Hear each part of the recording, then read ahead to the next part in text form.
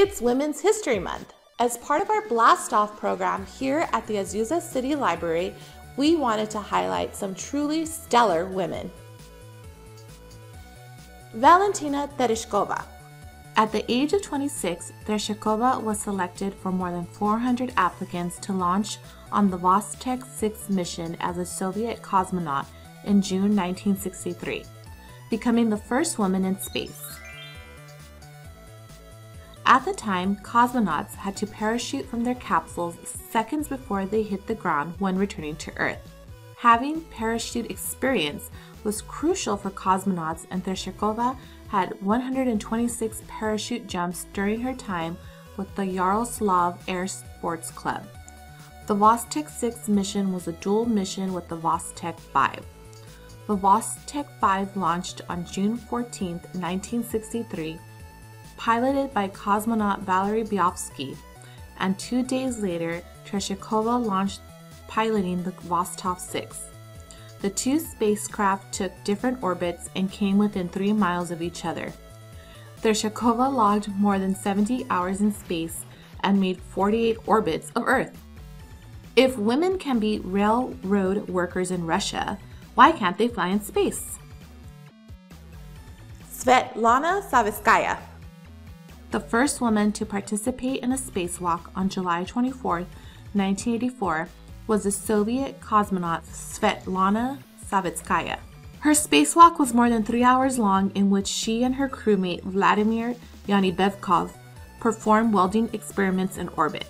She was also the first woman to ever fly in space for a second time. Her first time in space was back in August 1982. 19 years after the very first woman in space, Valentina Tereshkova.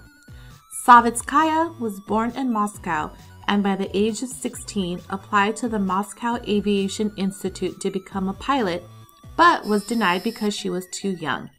So instead, she became a parachutist and performed 450 jumps before she was legally an adult.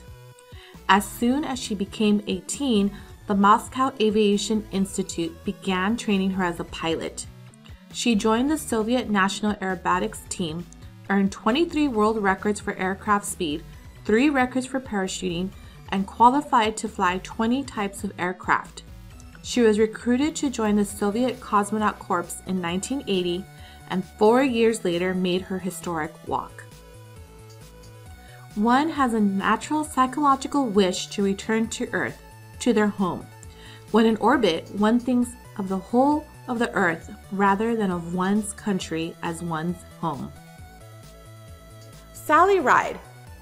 NASA astronaut Sally Ride became the first U.S. woman in space on June 18, 1983, when she launched on the STS-7 mission of the Space Shuttle Challenger. She is the third woman in space after Tereshkova and Savitskaya. Ride was 32 years old when the STS-7 mission launched. It was NASA's 7th shuttle flight and marked the first time a woman controlled a space shuttle robotic arm. In 1984, Ride would become the first American woman to fly to space twice as she launched on the Challenger's STS-41G mission. If we want scientists and engineers in the future, we should be cultivating the girls as much as the boys. Mae Jemison. In 1992, Jemison became the first African-American woman to travel to space. She flew on the Space Shuttle Endeavour as part of the 7-person STS-47 crew. As a mission specialist, she performed 2 bone cell research experiments, one of the 43 scientific investigations done on the STS-47 mission. Jemison logged over 190 hours in space.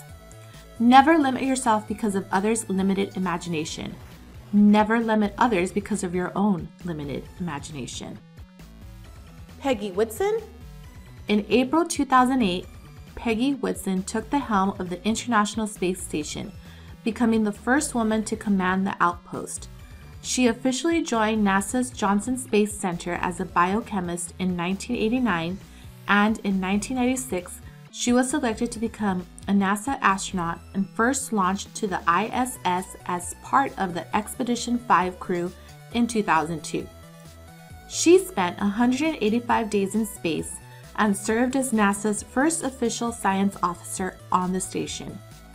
During Expedition 16, she took her historic command of the space station. In 2016, she became the first woman to command the space station twice when she took command of Expedition 51. At the age of 57, Peggy returned from her last mission and holds the record of oldest woman in space. You see billions and billions of stars and recognize that you know some of those have planets too. And maybe there's life out there. And this is just one of billions of galaxies. And so it gives you this huge perspective of how far we potentially have to go for real exploration. Christina Koch. In 2020, Koch set the record for the longest durations in space for a woman in a single mission. 328 consecutive days in space, breaking previous record holder Peggy Whitson's 289 days in space. During that time, she performed hundreds of experiments, including studies of protein crystals and plants in space. She also made history by being a part of the first all-female spacewalk with her colleague, NASA astronaut Jessica Meir. The duo completed 2 more spacewalks together in 2020. Most kids probably dream of becoming an astronaut. I was just the one that never grew out of it. Most women in space at one time. In April 2010, the Space Shuttle Discovery visited the space station for the STS-131 mission. Discovery's crew of 7 included NASA astronauts Dorothy Metcalf-Lindberger and Stephanie Wilson, and Japan Aerospace Exploration Agency, also known as JAXA, astronaut Naoko Yamasaki.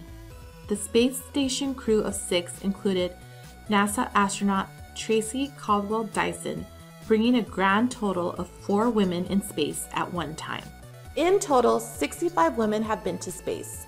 And now with the new Artemis program, NASA will be sending humans back to the moon with the promise of the first woman to ever walk on the lunar surface. Thanks for watching our segment on women in space as part of our Blast Off program launching at the Azusa City Library this spring.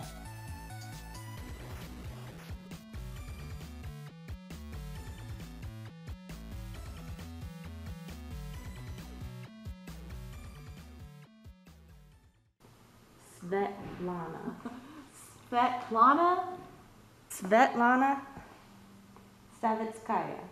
Svetlana Savitskaya. Svet. Oh my God. Think vet with an S in front of it. Svet. Svetlana. Okay. I can't say this. Svetlana Savitskaya. Okay. Svetlana Savitskaya. Yes. I'm like, now I need like a little earpiece. I could just tell me the names while I'm reading them.